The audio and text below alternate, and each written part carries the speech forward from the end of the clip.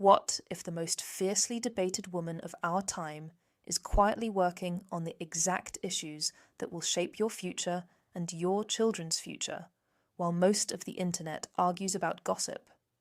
Stay with me, because when you strip away the noise around Meghan Markle and look only at the receipts, her current advocacy connects directly to your mental health, your bank account, and the safety of the next generation online. And once you see how those threads come together, it becomes very hard to pretend she does not matter.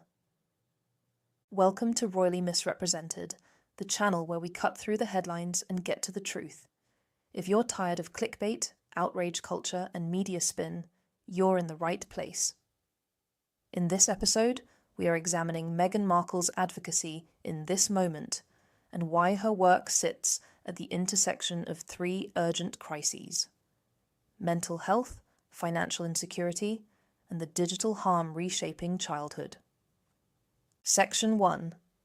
The power of lived experience in a global mental health crisis. Start with the reality. Across the world, rates of anxiety, depression, self-harm, and loneliness are rising, especially among young people. Families are searching for help in systems that are slow, expensive, or impossible to navigate. In that environment, public figures who speak honestly about mental health do more than generate headlines. They can shift what millions of people feel allowed to say out loud. Meghan has used her platform to do exactly that. She has publicly described reaching a point in her life as a working royal when she no longer wanted to be alive, and the refusal she felt when she tried to seek help. That disclosure was not entertainment. It was a deliberate decision to confront silence and stigma, especially for people of colour who are often expected to endure without complaint. Fast forward to her current work. Through the Archewell Foundation, she and Prince Harry have supported initiatives focused on accessible mental health resources and safer digital spaces. Their advocacy has been consistent enough that in 2025 they were recognised as Humanitarians of the Year by Project Healthy Minds for their leadership on mental health and online safety for families. This recognition did not appear in a vacuum. It followed years of collaboration and public engagement with experts, parents, and young people about how digital design choices shape emotional well-being. One of the clearest expressions of this work is the Parents Network, a community for families directly impacted by online harms. Instead of treating those parents as isolated tragedies, the project brings them together, amplifies their stories, and connects them with advocacy and policy work. When those families stand on stage beside Meghan and Harry, the topic is not celebrity. It is grief, accountability, and reform. For viewers, set aside whether you like her or not. Ask a simpler question. Is it useful when a high-profile figure chooses to centre people who have been ignored, and to stand beside them as they demand systemic change? On the evidence, the answer is yes. Section 2. Why she keeps talking about money. The second pillar of her message can sound less emotional, but is just as personal. Financial independence. When Meghan speaks about money, she frames it not as luxury, but as the ability to choose a life that aligns with your values. At a major gathering of influential women in business, she described financial independence as the freedom of choice, the power to step away from harmful environments and to design a different future for yourself and your family. Her own life is one example, walking away from an institution that defined her role and income, then building an independent path through media, partnerships, investments, and entrepreneurship. You can disagree with individual projects, but the line is clear. No one else should control your survival. Her investments in women-led companies and her creation of new ventures with a small, trusted team align with that message. She is not simply telling young women to be confident.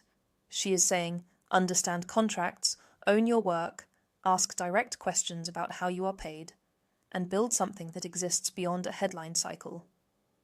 Why should you care? Because financial insecurity is not theoretical. It shapes mental health, relationships, and vulnerability to abuse. A woman without access to her own resources often has fewer choices when a workplace turns hostile or when powerful structures close ranks.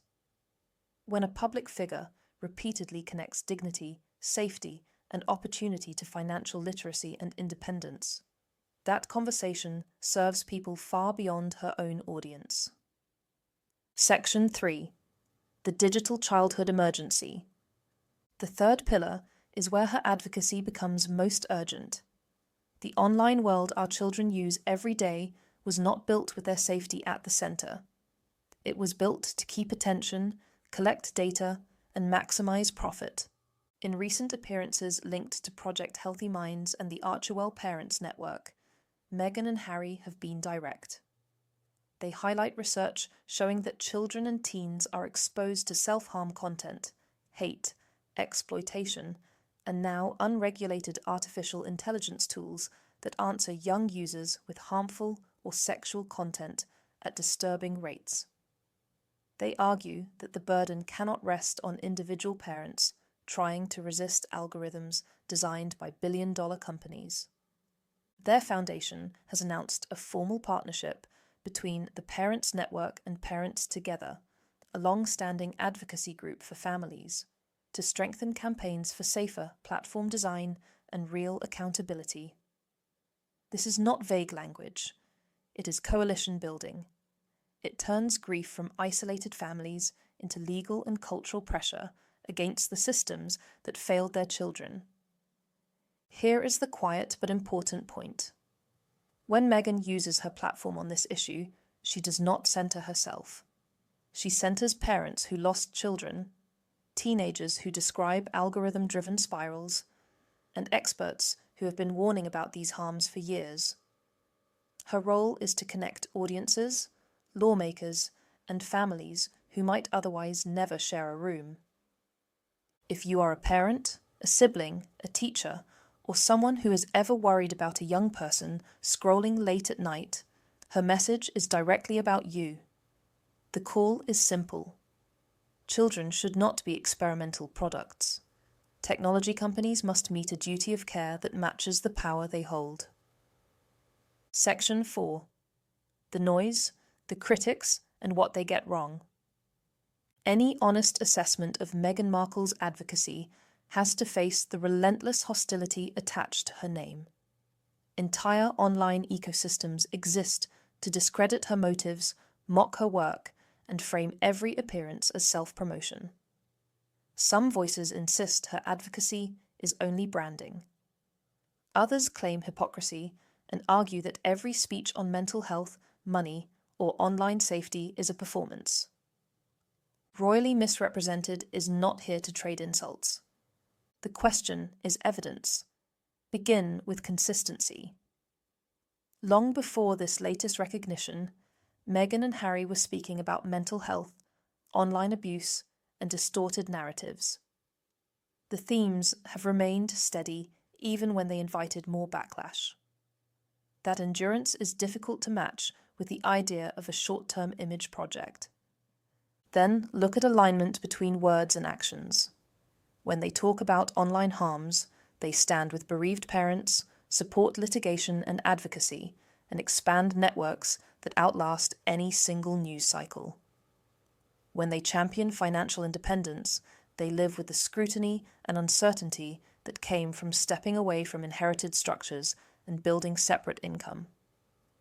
When Meghan speaks about her own mental health crisis, she does so plainly, without softening the risk or dramatizing it for effect. These are choices with cost. Next, consider impact. Critics rarely engage with parents who say this support helped them feel less alone, or with organizations that describe the couple as present and engaged, not just lending a name. They rarely acknowledge when public pressure and visibility have helped push conversations on digital safety and mental health into legislative and regulatory spaces. Yet those accounts exist and are part of the factual record. Finally, examine incentives.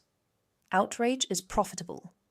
There are commentators and content creators whose entire business model depends on framing Meghan as deceitful, ungrateful, or fraudulent.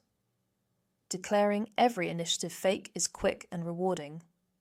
Reading reports, checking partnerships, and acknowledging nuance is slower and less clickable. Once you see that structure, it becomes clear why negative narratives dominate, regardless of the underlying facts. None of this places Meghan beyond criticism. Serious advocacy deserves serious questions. Are the partnerships effective? Are the messages reaching marginalized communities? Could more be done? These are valid debates. What is not honest is pretending that consistent, documented work with real families and institutions does not exist simply because it is more emotionally satisfying to believe she is only seeking attention. Royally Misrepresented invites you to hold two truths. You do not need to be a fan to recognize tangible work, and you should not allow people with emotional or financial investments in her failure to think on your behalf. Why this matters now. Put the three pillars together and a clear pattern appears. On mental health, Meghan uses her lived experience and her platform to normalize difficult conversations and to support communities on the front line of harm. On financial independence, she connects freedom, safety, and dignity to economic power, and lives out a path that accepts scrutiny in order to keep control of her own choices. On digital safety, she focuses attention on one of the most urgent issues of this decade, aligning with families, advocates, and experts to demand that technology serve children rather than exploit them. These are not side notes in a celebrity story. They are central questions about how we live, how we raise children, and how power operates in public life. When a woman who has been turned into a cultural battleground still chooses to invest time and influence in these areas, that advocacy deserves to be understood on its actual merits. You are free to question style or strategy, but if you care about the mental health of young people, about genuine choice for women, and about building a safer digital world, then you cannot dismiss the work simply because loud voices tell you to hate the woman doing it. If this conversation helped you see beyond the headlines, use that clarity. Look up the projects mentioned. Listen to the parents in the Parents Network. Pay attention to organizations pushing for safer design and better laws. Notice whose commentary includes sources and whose content only offers mockery. Here at Royally Misrepresented, we slow down the narrative, check the receipts, and give you space to think for yourself, even in the middle of manufactured outrage. If you want more calm, sourced analysis around Meghan Markle and the stories that surround her, stay with this channel, share this video with someone who only hears the noise, and be part of a community that chooses discernment over hate. This is Royally Misrepresented. Thank you for watching.